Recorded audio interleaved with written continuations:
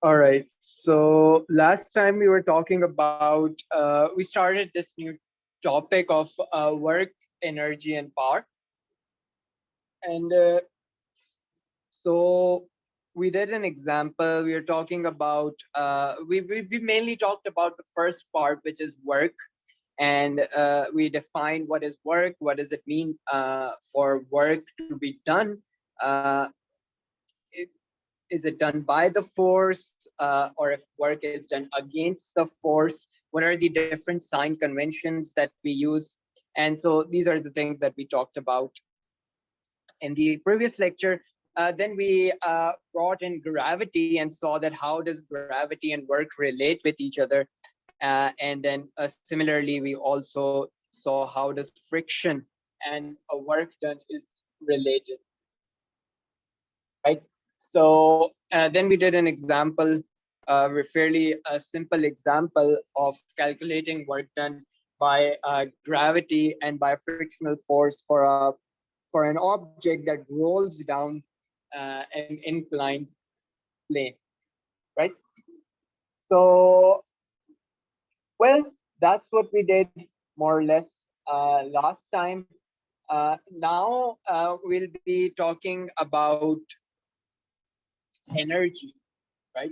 So, what is energy? And from there, we'll talk about one of the most important principles in physics, which is the conservation principle, namely the conservation of energy, right? Before I start, is there any question from anyone regarding previous lecture? No question for me. Okay, all right. Okay, so then we'll start this topic of energy. Uh, so, what do you think? Can anyone volunteer and tell me what do you think of when I say the word energy? What comes to your mind? Energy is something that cannot be destroyed or created. All right. That's so you're directly going into the conservation of energy. That says that the total energy of everything is constant. It's same. It does not change. But you're saying you're using the word energy, right, in defining energy. We need some. What is energy? I mean, there Your are a voice lot of got things cut that. off. Oh, I'm sorry. So, but what I want to know is what is energy? I mean, how can you define energy?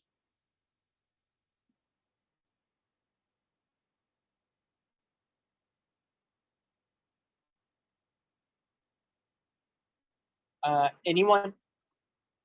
Any other answer? It Uh, is like the ability of a body or of a certain object to do work, like Right. something that So requires that energy. right. Yeah. So you can say that it is the ability of any system to perform work, right? To perform work. So that's one thing that we can say.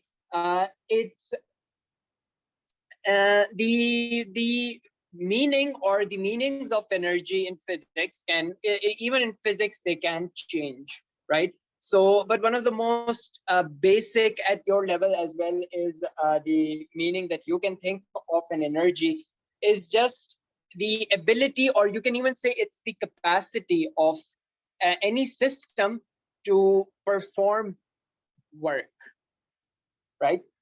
So suppose that if I say that let me make a statement, right? And the statement is uh, suppose that I say that a car has some energy or let's make it more simple, right? So let's say a student has well, I don't know, suppose let's say 700 joules of energy, right? At some particular moment of the day, a student has 700 joules of energy. What does this mean? If you use the definition of energy as this one, the ability of a system to perform work, what does this statement mean? Anyone? This statement means that the student is either in a high place or high place because uh, kinetic What energy. No, let's not. At the moment, I have not mentioned any types of energies: kinetic, potential, or light, heat, or there are multiple types of energies. But let's not get into that. Uh, just by considering this definition of energy, that it is the ability of any system to do work, and then I say, if I tell you this is what energy is, right? And then someone comes Yes. around and he tells you that there is a student who has 700 joules of energy. Joules is just the unit for energy, right? So just 700 Yes. joules of energy. Physically, what does that mean according The to this student definition of, the student is performing a lot of work. right? So you can say that this student can do 700 joules of work, right? He can perform Yes. 700 joules of work. So this means the student can perform 700 joules of work, right? So of course, you will have to define, you can say that maybe he has this much amount of energy at a particular time, so he can do this 700 joules of work at that particular time, right? So is this clear for everyone? Do you understand the basic idea behind energy? Yes. All right. So now there are, well, you can classify these sources of energy, right? So suppose I'm going to give this thing a heading as resources of energy. So I mean, what are the things that you can get the energy out of, right? So we have mainly two types, right? One is renewable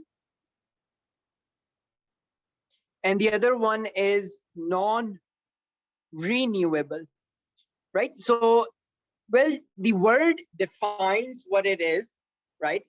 What does renewable means? It means Just what is renewable? it is Just a, reusable or renewable, it, like yeah, the sun. yeah, yeah, exactly, right? So just the word renewable, it just means that it's something that I can reuse. I can use it again and again and again, right? So it just means that I can reuse this thing. While non-renewable obviously means I cannot reuse. So what then, if I talk about renewable energy, then this is the energy that I cannot reuse again and again, right? So this is the energy cannot be reused. Sorry, this one is energy can be reused, right? Because it's the renewable energy, while this one is energy cannot be reused, right? So renewable energy resources are, can anyone give me an example of an energy that I can reuse over and over and over again? That solar energy. Right, solar energy, right? So I'll just give it a heading, and here we'll write down some of the examples, right? Renewable sources are, well, one is solar energy. Can you tell me how is this reusable? Yeah, because the sun is can last for more than our lifetime combined, so The it's sun, reused. right? So the sun is shining, right? And you can use that energy again and again and again, because it's coming from an object that is going to be there for a very long time. So we can use the energy from this thing again and again and again. We can reuse after it has been employed. So for example, you can use the energy from the sun to heat up something, and then that thing can again further contribute to something else, transfer its energy to something else, and so you can basically reuse the energy that comes from the sun. Same is the case of things like waves, energies that these tidal waves may carry, right? Tidal Yes. waves, tidal winds, and these kind of things, right? You can use these types of energies again and again. So the examples could be wind, they could be waves, right? And we have multiple more examples as well. But what about non-renewable? What is an example of an energy that I cannot use again and again? Can anyone tell me that? Fossil fuels. Fossil fuel, Right, fossil fuels is a very good example. gasoline, uh, Sorry, can you repeat? I cannot hear you. gasoline, Your voice is a bit muffled for me.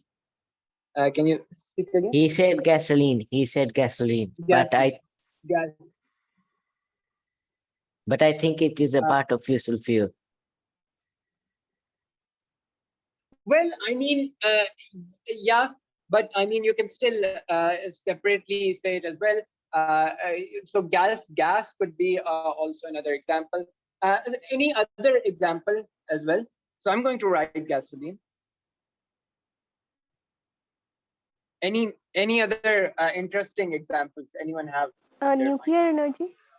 Nuclear energy is the one I was looking for. Right, perfect. Right. So nuclear energy is also an energy that you cannot really reuse again and again, right?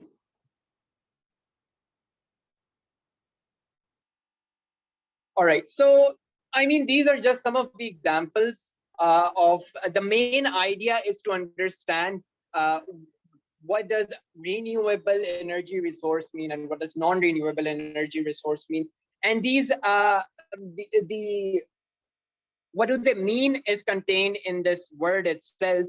It's a very simple to understand word: non-renewable or renewable energy resources, right? So let's move forward now, and let's talk about different types of energies, right? So types of energies, but I'm going to mainly focus on the important ones, right? The ones that we will be dealing with often. But there are multiple types of energies. There are uh, when we'll mostly talk about the kind of energies that we'll be talking about are mechanical energies at this point, right? Now these mechanical energies, they come in various types as well, right? So for first one is the kinetic energy. It's a mechanical energy, and the its very close friend is the potential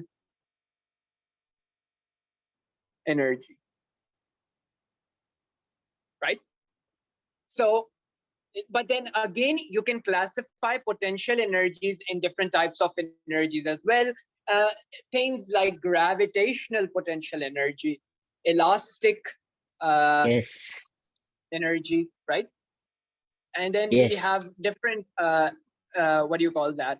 It comes from electricity and magnetism. There is an energy over there as well. It's known as the Electro. electrical potential energy, right? Yeah. Yes. Yeah, exactly. Right. So then you can classify, and there are multiple forms. There are more forms of these potential energies as well.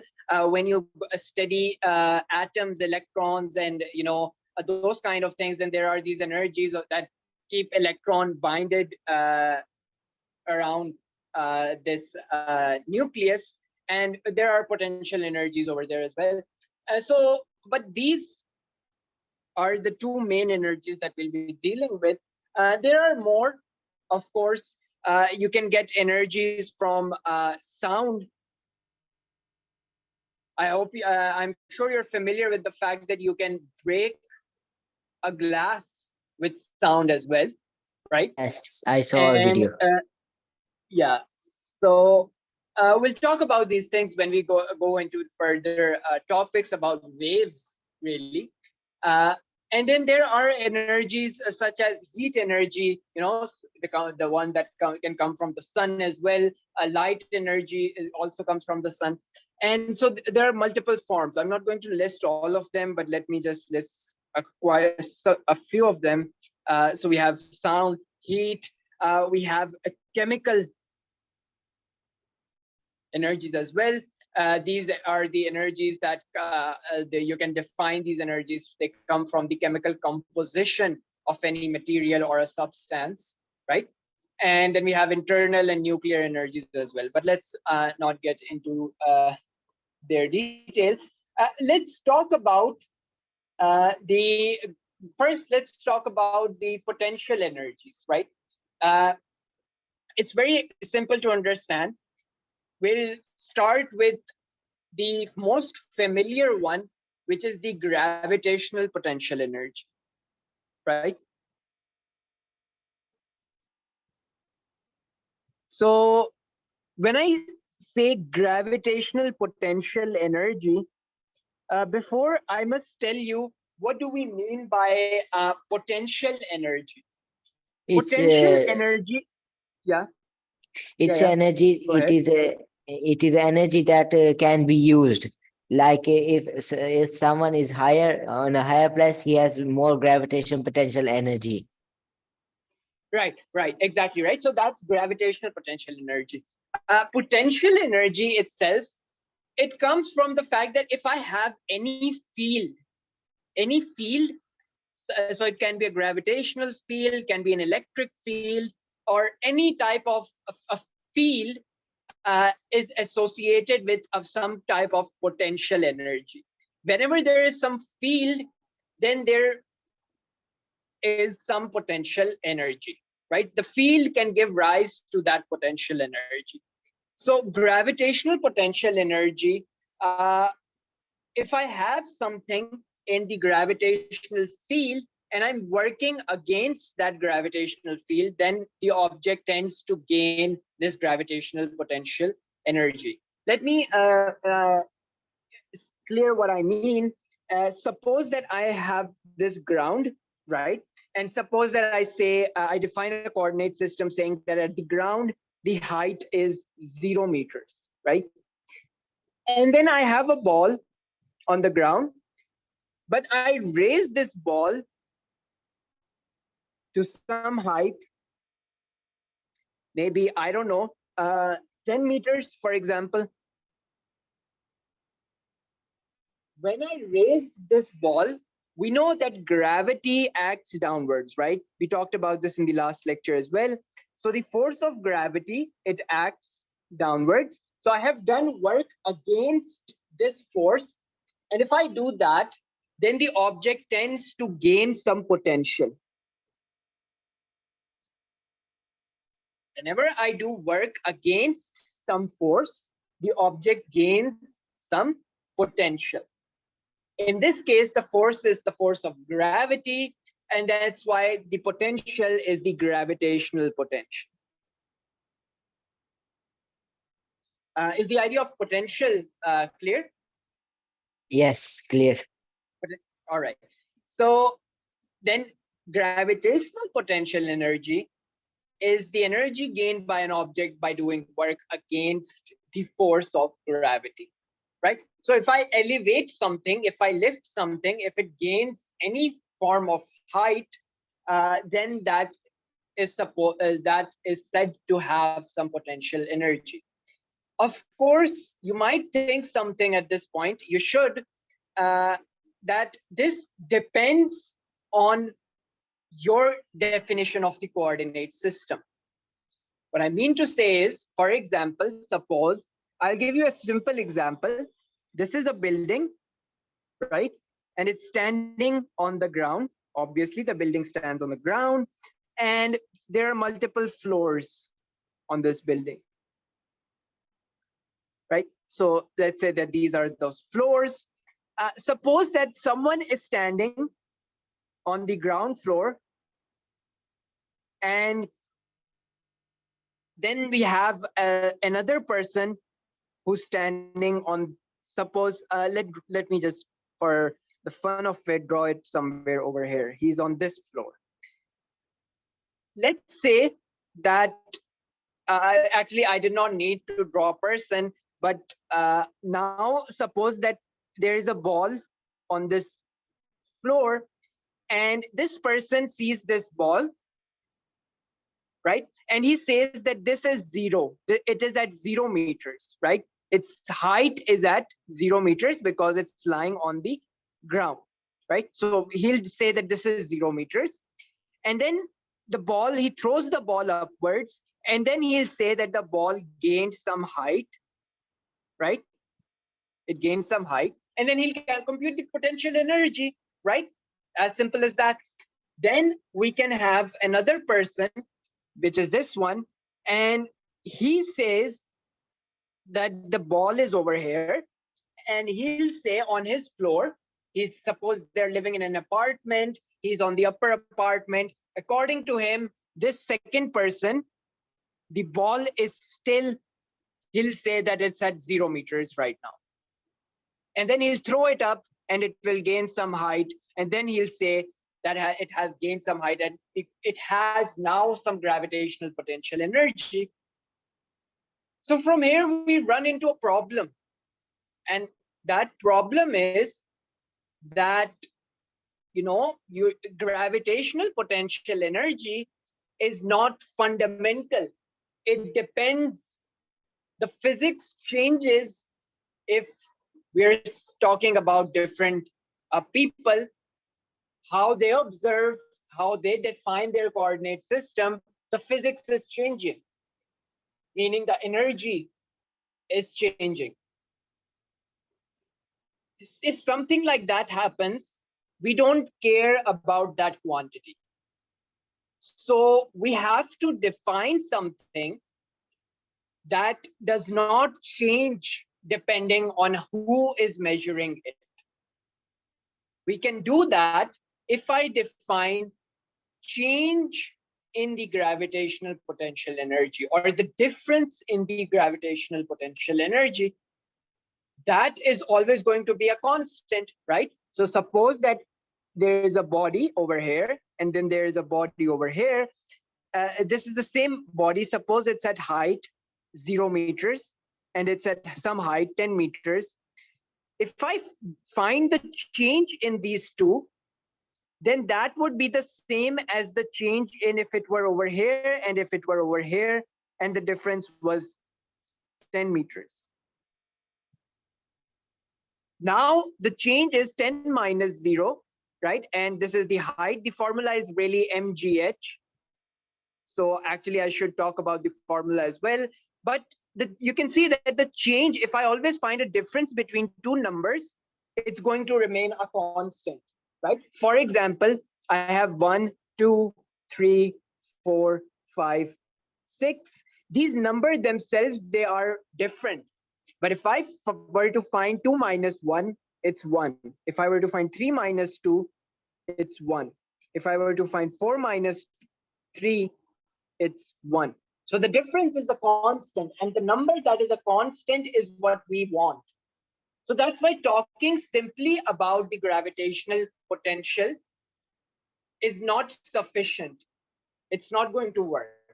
We need to talk about gravitational potential energy, the change in gravitational potential energy, right? So is that clear? It's clear. All right. Is it clear to everyone, or is anyone confused at this point? So the change is constant, right? The change is constant, right? And that's why we've had to talk about the change in potential energy, because we want something that is constant, that does not change. If someone else is measuring it, he gets some other answer. For the same thing that someone else is measuring, he gets some other answer. We don't want that. That messes up a lot of things. We want a quantity that is the same when people are different people are observing it, right? And so that's the change in gravitational potential energy, which is a constant. So that clear? It's clear. Yeah, clear. All right, great. So, okay, just a reminder, let me know when it says less than a minute remaining, right? So I think Taha and Muiz, was it Taha or Muiz? One of you is telling me that, right? Okay, so that's the gravitational potential energy. Of course, now I need to give you an expression for this. We clearly know how do I write gravitational potential energy? What symbol should I use? I think I use U, right? U I'll use as gravitational potential energy. And we clearly know that if height is more, then gravitational potential energy will be more. So it's proportional to the height, right? Now, if the force of gravity was more on some planet, then the gravitational potential energy will also be more. Why? Because you would have to do more work against that force, right? Because the force is higher, you will have to do more work. So that means that it is also proportional to the acceleration due to gravity. Next Yes. thing is the mass. Think about this. If something is heavy, you'd have to do more work to lift that thing up. Anyone who has lifted heavier and heavier things would know that, right? Yes. So So it's indirectly proportional to gravitational potential energy. and it's directly proportional. So you're going to do more work to lift something that is heavier, right? Yes. So the more the mass, the more work that I have to do, and so the energy should be more. The ability that I possess to do that more work should also be more, so I can do that work. Right? Yes. Does that make sense? Right? Yes. So it should be directly proportional to the mass as well. And I'm not going to go into the depth of how do I construct this equation, but the constant of proportionality turns out to be 1. And this just becomes mgh, the product of all these 3 quantities. And now we can see that it's directly proportional to all these 3 quantities. Right? So that's the expression for the gravitational potential energy. The more important expression to us would be the change in gravitational potential energy. Of course, if I'm talking about the change in this thing, my system remains the same. So the mass is the same. There is no change in mass. The force of gravity or the acceleration due to gravity of a planet is the same. It's not going to change all of a sudden. But the height, there is some change in height. The difference in the height is what defines the change in the gravitational potential energy. So this is the one that we tend to often work with, right? So we can see that suppose if something were, let me finish this off by, and one last thing about gravitational potential energy is, suppose I have, this is my ground, and here I have a ball, and suppose the ball is falling downwards, right? So it was at some height, suppose 10 meters, and imagine it comes over here after some time and it's at 2 meters now. So the height has decreased, right? So if something is falling, then I can say that the gravitational potential energy has been lost, right? Why? Because let me write it like this. So if something is falling, means loss of gravitational potential energy. Why? Because think about this. Delta U is mg some h2 minus h1.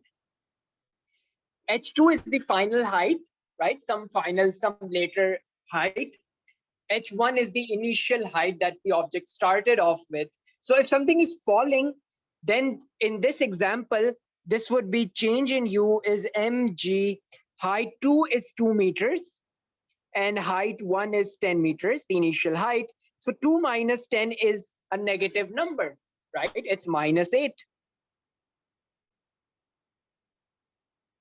So this means that change in U is minus whatever, right? Minus mg. Of course, g is positive. G is greater than 0, and a mass cannot be negative. It's always positive as well. So these two are positive. So the total thing, because of this negative symbol, remains negative, which means that the change in gravitational potential energy U2 minus U1 is negative. What that means is that the energy has been lost. The final energy is smaller than the initial energy. So the energy was lost, right? And now when I say lost, it does not mean that it was lost or destroyed. It changed into some other energy, right? Converted. But the, sorry, what are you saying? Converted. It was converted. Yeah, exactly, right? So it was converted into another form of energy. Normally, it's the kinetic energy, right? So if it's falling down, it's gaining some kinetic energy. It's gaining speed as it falls down, right? Of course, it will be converted into heat energy as well, because when it's falling down, if I consider air molecules over here, it has to fight with these air molecules to push them out of the way. And to do that, colliding with these air molecules, it would cause this ball to heat up a bit. And that's why when we re-enter the Earth's atmosphere, there are so many particles in the atmosphere. It's made up of a lot of different gases, particles, molecules. And when you're re-entering the surface of the Earth, if I talk in terms of space science, the shuttle heats up by quite a lot of amount, right? And even we see plasma being formed on that, on the. So that's a more or less gravitational potential energy. Less than 1 minute. Less than 1 minute left. All right. So the next thing we'll talk about is, very quickly, we'll talk about in the next class is the elastic potential energy. And then we'll talk about kinetic energy, from where we'll finally be able to talk about the very important principle of conservation of energy.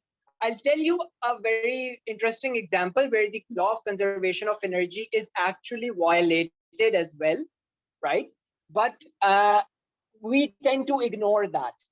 But there are particular scenarios where it is violated, but we say that it's under some special conditions, so we can ignore that.